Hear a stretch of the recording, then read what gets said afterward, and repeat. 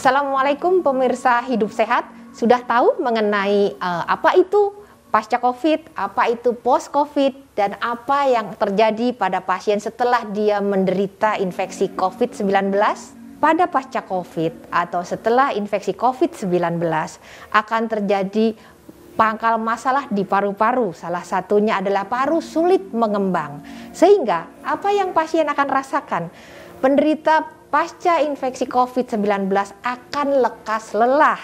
Dia sulit beraktivitas seperti sedia kala.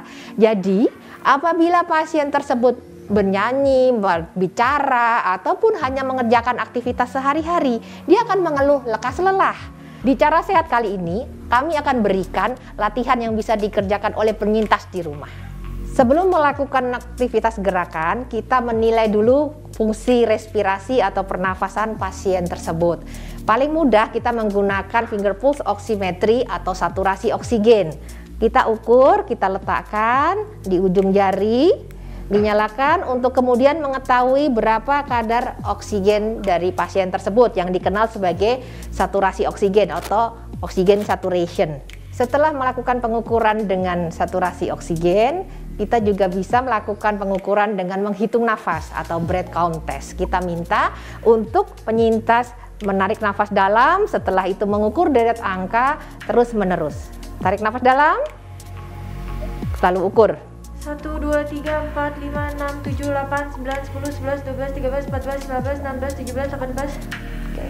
Berarti angka habis di angka 18, jadi breath count test ada di angka 18. Apakah itu normal? Apakah itu baik? Menurut Roth score, angka baik untuk normal, fungsional pernafasan, artinya saturasi oksigennya ideal untuk aktivitas sehari-hari di atas 98%, itu untuk nilai hitungan di atas 30. Jadi belum tentu orang normal dengan tidak terkena COVID memiliki saturasi oksigen yang baik atau hitung nafas yang baik. Oleh karena itu, latihan atau pengukuran yang sederhana ini wajib dilakukan oleh semuanya untuk kita tahu kondisi kita hari per hari, kondisi kita real time-nya seperti apa. Penghitungan nafas 18 tentu berbeda pagi, siang, sore, tergantung dari kemampuan pasien atau siklus diurnal atau nokturnal yang kita kenal sebagai siklus kortisol dari matahari.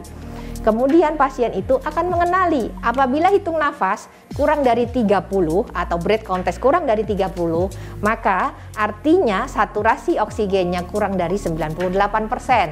Sehingga pasien mengetahui bahwa kondisi nafas dia tidak cukup untuk aktivitas sehari-hari dan dia harus melakukan latihan untuk memperbaiki nafasnya saat itu.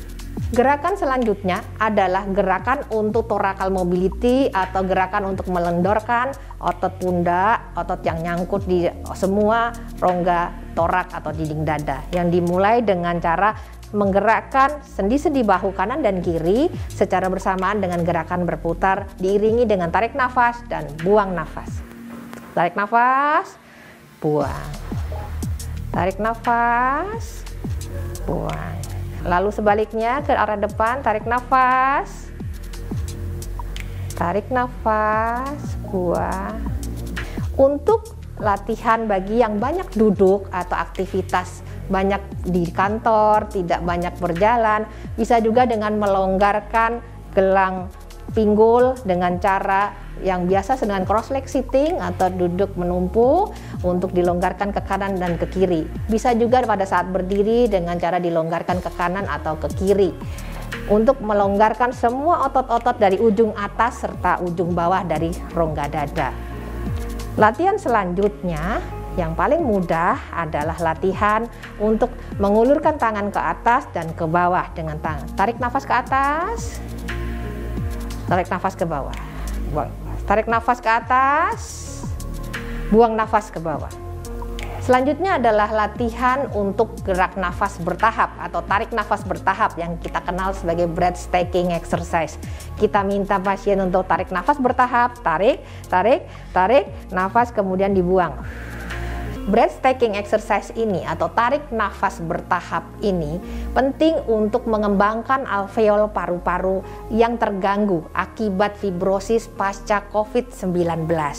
sehingga kantong-kantong udara itu bisa teregang dengan baik, teregang dan mengisi udara dengan baik, dan pengerutan paru akibat fibrosis bisa teratasi. Selain dengan menghitung nafas, kita juga melakukan penghitungan aktivitas fungsional dengan cara tes duduk berdiri atau sit to stand test. Tes ini penting agar kita bisa mengetahui bagaimana kemampuan seorang bisa untuk aktivitas sehari-hari.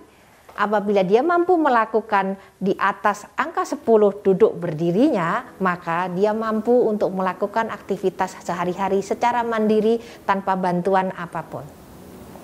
Kita minta untuk duduk, tangan disilangkan di dada, lalu selama 30 detik pasien diminta untuk duduk, berdiri, sampai hitungan countdown-nya habis. Tarik nafas, rileks, berdiri, duduk silakan.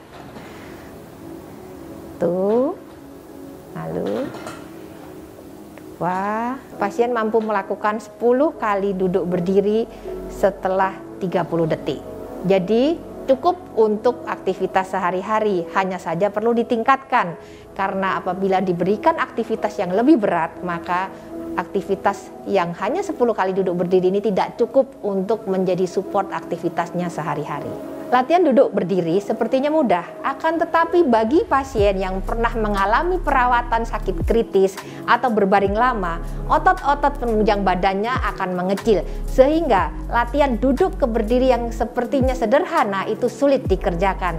Latihan ini menunjukkan bahwa dia harus melatih otot-otot tersebut.